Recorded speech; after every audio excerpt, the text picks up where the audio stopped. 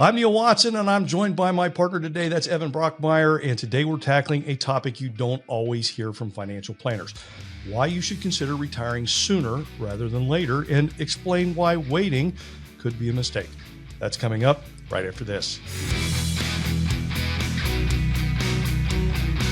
Hello, welcome back to our YouTube channel. That's at Commonwealth Financial.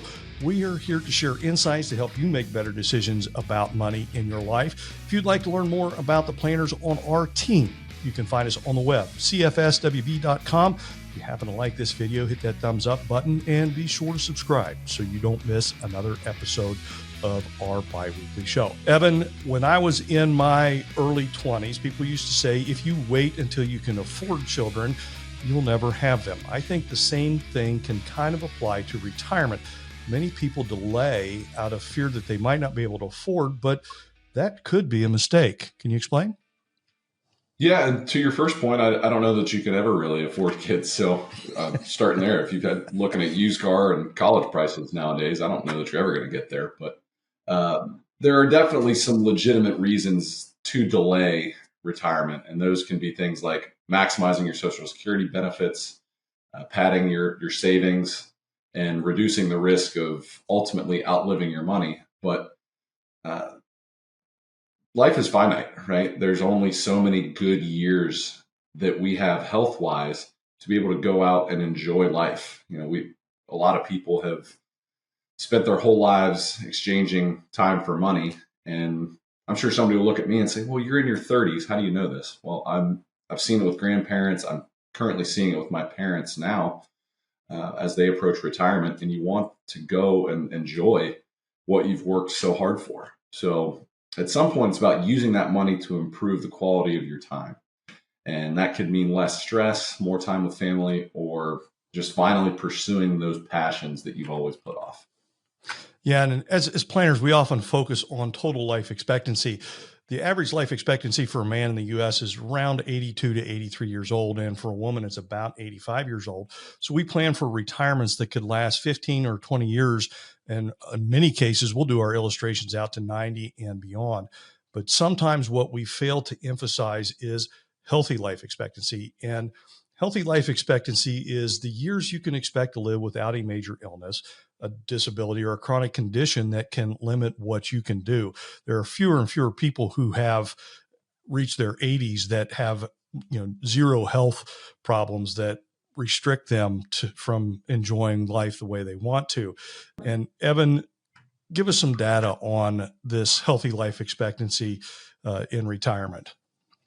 Yeah, so the Guardian published some statistics that indicate that Americans spend an average of about 12.4 to 12 and a half years of their life dealing with a significant health issue. So for a male who's 62 with a total life expectancy of 82, as you mentioned, that's only 8 healthy years. And for a female that's 62, it's about 11 healthy years. So when you boil it down from 0 to the day we're all finally called home, that's a pretty narrow window to really just enjoy life the way that you want to and the way that you've always intended to. So really, why wait? If you're ready and you can do it, not a big reason to postpone it. And I know, Neal, we talk internally here about the different phases of retirement. There's three easy ways to remember that. And can you tell us a little bit about it? Yeah, and we've talked in the past about the go-go, the slow-go, and the no-go retirement years. So those go-go years, they're the active years where you're traveling, you're adventuring, you're playing tennis all the time, you're pursuing those hobbies that you want to do, you're volunteering and things like that. Those slow-go years is when your body starts to slow down and you can't do as much physically or maybe even mentally.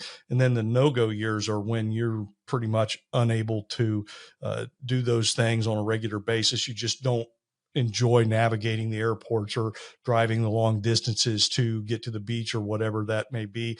And you often have higher healthcare costs in that time as well. So when you think about these in terms of your retirement, timing your retirement matters more than just the size of your portfolio. If you push your retirement to 67 or 70, you're going to shrink those go-go years quite a bit.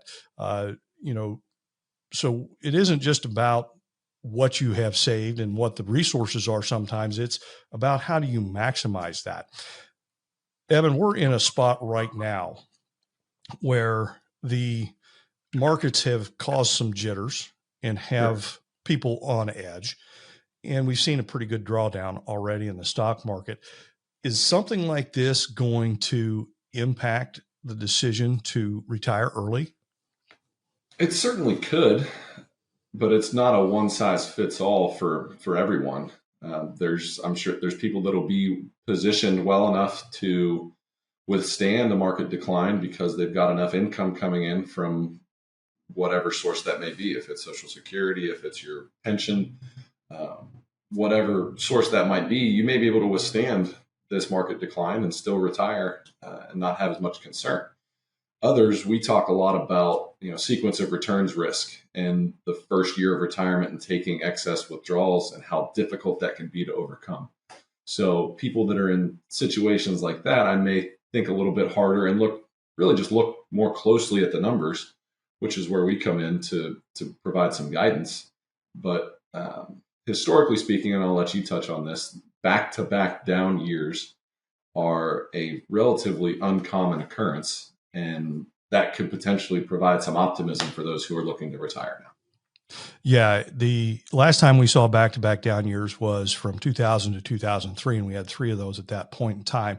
Prior to that, it was in the early 1970s when it was 73 and 74, I believe, when that happened as well. And then you have to go all the way back to the 1930s when we saw it the previous time. So those back-to-back years are fairly uncommon, despite having bear markets on a somewhat frequent basis.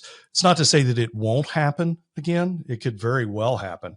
And if you do decide to retire in the midst of some market turmoil like we're seeing, you may have to make some adjustments to some of the things that you're doing and how you're spending money to maybe let those accounts catch up a little bit, if at all possible. Or if you had planned on delaying your Social Security to increase that benefit, you may just have to start it sooner or something of that nature. But it shouldn't necessarily be a total deterrent to retiring when you really would like to do so. If all the other numbers are working out in your favor, the market conditions shouldn't be the biggest influence. It may stick in the back of your mind, and it may be something that you watch as you move forward, but again, not the end all be all answer either. Evan, retirement isn't just about leaving work. It's about what you want to do with your time. And that might not be world travel or moving to Florida and miss all the winters or snowbirding or whatever the case may be. Maybe it's just being healthy enough to keep up with the grandkids or having the freedom to wake up without stress. Yeah. What are some things that people need to do to start planning for an early retirement? Yeah, the first and perhaps maybe the most important outside of the numbers is, what is happiness or what is success? And we shared an internal article here about, all the ancillary non-financial factors that go into a joyful retirement. Are you, ready for having less engagement with folks or a different circle of involvement? That's really important to start thinking about now before you hit the button and before you walk away, so it's a little more seamless and you don't have the emotional and psychological adjustment that others encounter. It's fairly common amongst Americans if you look at the numbers. And then the second piece really being running the numbers. So obviously that's something that we specialize in. We're very passionate about. It's the core of what we do. So if you have any doubts, any questions, please engage us in that conversation. And then, if you can start now, start now. And if you don't feel like you're there, maybe you can adjust your lifestyle to get there, downsizing, reducing expenses, things like that. But there's only so many years that we have. And that's the whole goal of this, is to enjoy that time with family, friends, and what you care about. Yeah, absolutely. I'm glad you brought up that article because it was very, very interesting. And it was written from the perspective of someone who studied these things. And none of the problems that he mentioned in that were financial problems. They were all mental health problems and the ability to interact with people and fill up your day with things that are meaningful, that you're not sitting there watching the television. And we'll do an episode at some point on that article, because I think it's a very worthwhile topic to cover. Some other things that you may want to do and consider is, if you need to downsize your lifestyle a little bit, and you can, that may make it easier. I know we've talked about one of our previous episodes that if you retire before 65, you've got a healthcare cost to deal with, and there may be less things that you do prior to becoming eligible for Medicare because of the cost of health insurance, but then you may be able to expand that on a later time. And of course, if investment results are better, you may be able to spend a little more as well.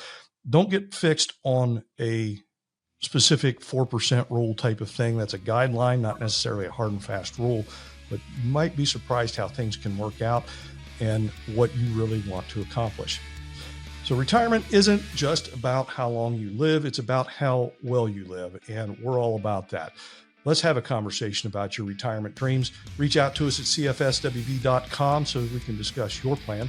And if you found this video helpful, again, hit that thumbs up and please subscribe to our channel at Commonwealth Financial for more insights. Thanks for watching. Have a great week.